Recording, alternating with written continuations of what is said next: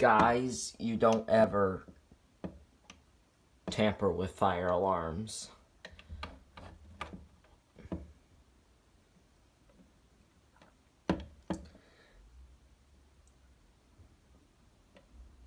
If you see an alarm on the wall, don't ever take it off the wall and take it with you, because you just tampered with it.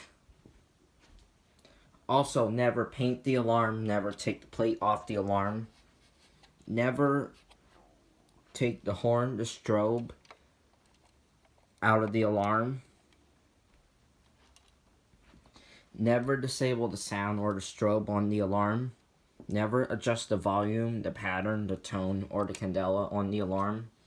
Never cut power to the alarm. Never take the screws off the alarm.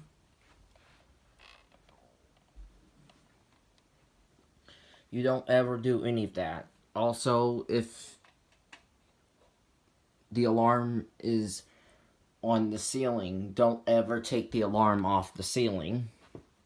Leave the alarm alone. Remember, this is a life safety device, not a toy. Bye.